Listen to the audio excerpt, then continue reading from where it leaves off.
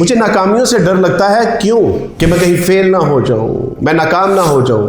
मुझे पता नहीं अच्छा घर मिलेगा या नहीं मिलेगा, मुझे अच्छी लड़की मिलेगी या नहीं मिलेगी, मेरा मुस्तकबिल अच्छा होगा कि नहीं होगा, मैं जॉब बिजनेस करूं तो कहीं उसमें फ्लॉप ना हो जाऊं। तो याद रखिए कि इसमें जो आपको मेथड इख्तियार करना है वो रसूलुल्लाह सल्लल्लाहु अलैहि वसल्लम ने बता दिया कि देखो अपनी सोसाइटी तब्दील करो। इसका मतलब है कि तुम फेलियर लोगों में हो कि जो हर वक्त तुम्हें एक फिक्र है फेल होने की, वो तुम्हारे दामनगीर है। इसका मतलब है कि तुम्हारी सोसाइटी ठीक नहीं है, तुम्हें अपनी सोसाइटी तब्दील करनी होगी।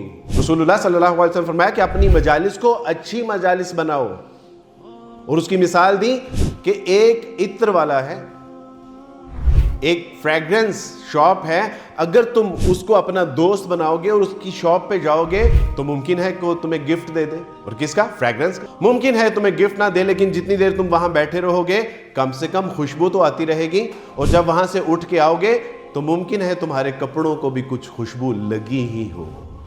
और बुरी मजालिस की मिसाल रसूलुल्लाह सल्लल्लाहु अलैहि वसल्लम ने बताई कि बुरी मजालिस ये है कि किसी ब्लैक स्मिथ के पास जाते हो, भट्ठी वाले के पास जाते हो और तुम वहां बैठते हो तो मुमकिन है कि कोई अंगारा उड़े और तुम्हारे दामन को जला के राख कर दे, या ना भी जलाए तो जितनी देर बैठोगे तुम्हें तपश तो पहुंचती रहेगी भट्ठी की।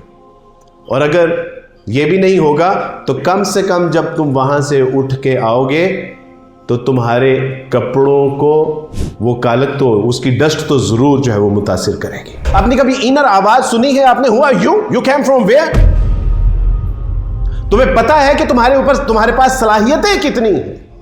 तुम्हें अल्लाह ने सोचने समझने का जो मुकाम और मर्तबा अता फरमाया है, ये फरिश्तों और जिन्नात के पास भी नहीं। लेकिन जब हमारे दोस्त, हल्का अहबाब और इस तरह के कुछ फेलियर लोग हमें कहते हैं तुम ये सब्जेक्ट रख लिया है, नहीं इसमें तो देखो सारी दुनिया, अब कितनी डिग्रीज होती हैं, हजारों लोग बाहर जा रहे हैं, लाखों लोग बेरोजगार हैं, ऐसे लोगों को कहें कालू सलामा, away from me, I don't need your advice.